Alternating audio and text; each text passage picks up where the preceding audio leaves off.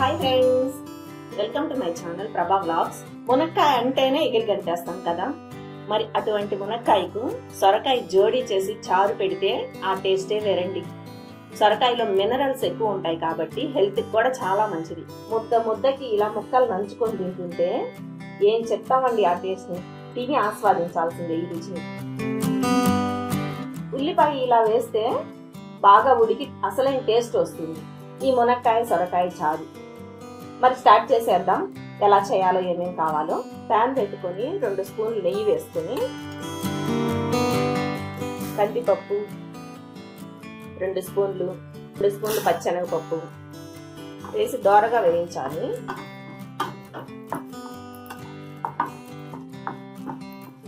ఇవి లో ఫ్లేమ్లో వేయించుకుంటే బాగుంటుంది. ఇవి దోరగా వేగాక 5 ఎండుమిర్చి, 1/2 స్పూన్ మెంతులు, 1 స్పూన్ ధనియాలు, 1 స్పూన్ జీలకర్ర వేసి వేయించుకోవాలి. ఇవి వేగాక 1 స్పూన్ నువ్వులు, కొంచెం కరివేపాకు వేయించుకోవాలి.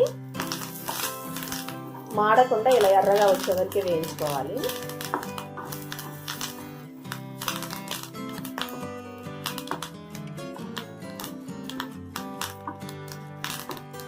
స్టవ్ ఆఫ్ చేసేసి ఇవి పూర్తిగా చల్లారిన తర్వాత మిక్సీ పట్టి పౌడర్ చేసి పెట్టుకోవాలి. మునక్కాయలు 2 కట్ చేస్తే 1 కప్ అయ్యాయి. సొరకాయలు 2 కప్పులు, అంటే ఎక్కువ డబల్ క్వాలిటీ తీసుకున్నాను. టమోటాలు 2, ఉల్లిపాయలు చిన్నవి, ఇవి కట్ చేయలేదు. చిన్న ఉల్లిపాయలు కాబట్టి డైరెక్ట్గా వేస్తే టేస్ట్ ఉంటుందని డైరెక్ట్గా పెట్టేశాను. పచ్చిమిర్చి 3 చీలికలు చేసుకున్నాను. చింతపండు రసం, ఒక చిన్న నిమ్మకాయ సైజ్ అంతా చింతపండు రసం తీసి పెట్టుకోవాలి. ఆయిల్ 50 గ్రాములు, కరివేపాకు కొంచెం కొత్తిమీర, పోపు గింజలు, ఎండుమిర్చి, ఉప్పు తగినంత, పసుపు 1/2 స్పూన్. ఇప్పుడు ఎలా చేయాలో చూద్దాం. కర్రీకి సరిపడా గిన్నె పెట్టుకొని వేడయ్యాక ఆయిల్ వేసుకోవాలి. ఆయిల్ వేడయ్యాక ఎండుమిర్చి, పోపు గింజలు, కరివేపాకు కొంచెం వేసి పోపు పెట్టేసుకోవాలి. పోపు వేగాక ఉల్లిపాయలు, పచ్చిమిర్చి, టమాటా ముక్కలు,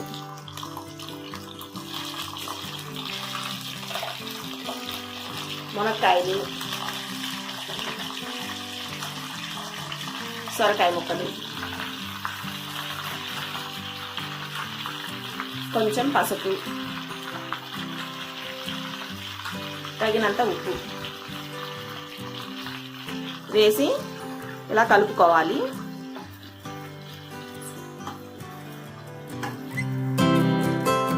ఈ కర్రీకి కారం అవసరం లేదు.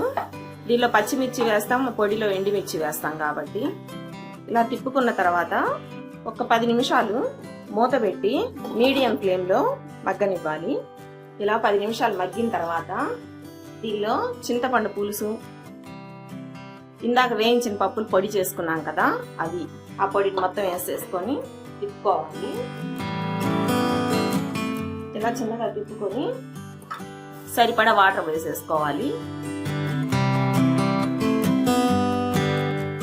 ఇలా సరిపడా వాటర్ వేసుకొని బాగా ఉడికించుకోవాలి ముక్కల్ని.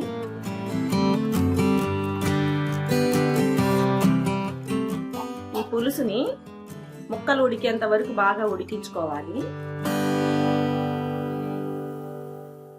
ఇలా మరిగేటప్పుడు ఒక చిన్న బెల్లం ముక్క, కరివేపాకు, కొత్తిమీర వేసి మళ్ళీ కొంచెంసేపు మరగనివ్వాలి. ఇవి వేసి మరిగించడం వల్ల చారుకి మంచి స్మెల్ వస్తుంది. పులుసు కూడా ఇంకొంచెం చిక్కబడి మంచి టేస్ట్ వస్తుంది.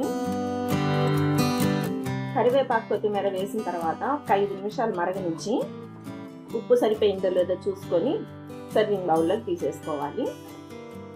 మునక్కాయ సొరకాయ చారు చాలా ఈజీగా అయిపోయింది కదా, మీరు కూడా ట్రై చేయండి. పచ్చిమిర్చి, ఎండుమిర్చి వేసాం కాబట్టి కారం కూడా అవసరం లేదు కర్రీకి. మీకు ఏదైనా రెసిపీ కావాలా అయితే కామెంట్ చేయండి మా ప్రభా వ్లాగ్స్లో.